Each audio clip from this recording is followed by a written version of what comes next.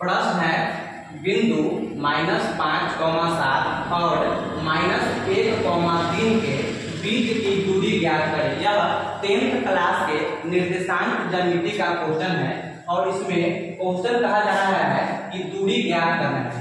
दूरी ज्ञात करने से पहले आपको समझना होगा इस प्रश्न को कैसे हल किया जाता है। तो सबसे पहले शुरू से प्रश्न को देखेंगे।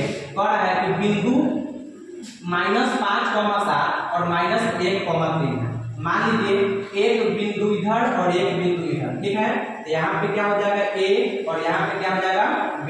तो पहला बिंदु हम मान लेते हैं कि ये हमारा A हो जाएगा और ये क्या हो जाएगा B हो जाएगा।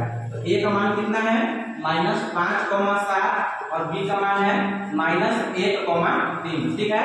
अब सबसे पहले इसमें आपको x और y के मानों को समझना होगा कि कौन सा अंक हमारा x होगा और कौन सा अंक हमारा y होगा।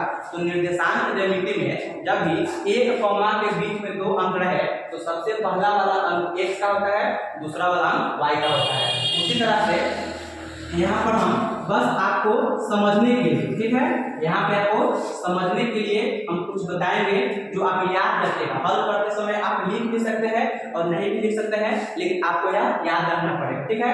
सबसे पहले मैंने बताया कि पहला वाला होता है x और दूसरा वाला होता है y, लेकिन यहाँ पर तो दो बिंदु है तो क्या करते हैं, एक को मान लेते हैं x1 और दूसरा को मान लेते हैं y1।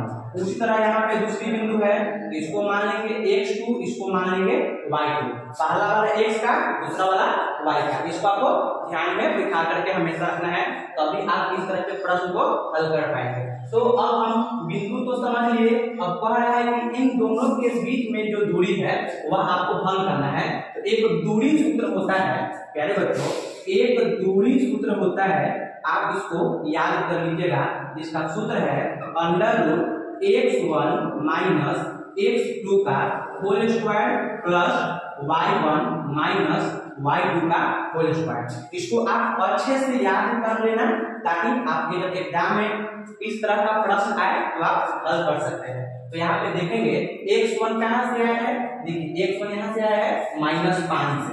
तो यहाँ पे फिर से हम अंडर रूट दे देते हैं और x1 का मान -5 है तो -5 लिख देते हैं।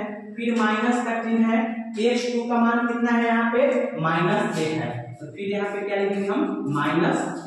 यह क्या हो गया हमारा, ये वाला हो गया, ऊपर में होल स्क्वायर है तो होल स्क्वायर यहाँ पर हम दे देंगे, ठीक है। दोनों माइनस में तो इसको फेर करके इधर से दे देते हैं। अब प्लस है तो प्लस का चिन्ह दे दिए, y1 यहाँ है ना 7, तो फिर घेर करके 7 घटाओ y2 का मान कितना है 3, यहाँ पे घेर करके 3 लिख देंगे और क्या हो जाएगा हमारा होल स्क्वायर, ठीक है। एक देना बहुत जरूरी है, अगर ये भूल जाओगे तो मेहनत करनी पड़ेगा पहले से, इसलिए एक एक स्टेप को ध्यान से देखिएगा। अब अगला क्या है -5, दो माइनस है तो माइनस माइनस प्लस हो जाएगा, बच जाएगा 1 का होल स्क्वायर प्लस 7 में से 3 घटेगा तो 4 के ऊपर स्क्वायर।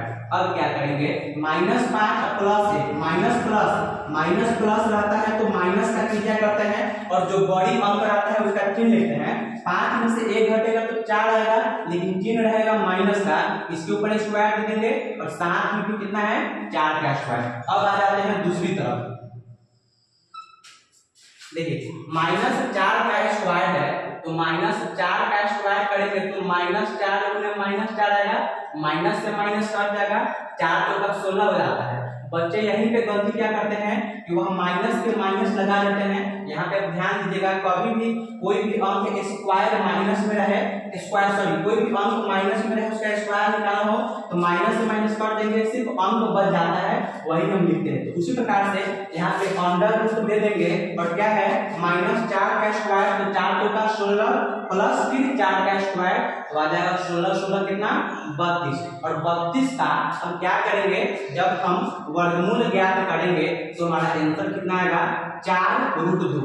वर्गमूल कैसे ज्ञात करना है यहाँ पे देखिए, सबसे पहले आप क्या कीजिएगा उसका फैक्टर निकाल लीजिएगा। 2 से 16, 2 से 8, 2 से 4, 2 से 2, 2 से 1 तो कितना है 2 गुने 2 गुने 2 गुने 2 गुने 2, 5 बार 2 आया है तो जिसका जोड़ा लग जाता है वो बाहर निकल जाता है। जैसे 2 है 2 को है तो 2 का स्क्वायर 2 अकेला बच गया, 2 दूना 4 बाहर निकल जाएगा, बच जाएगा अकेला 2, 4 आया, वही यहाँ पर हम क्या लिखे हैं 4√2, ठीक है।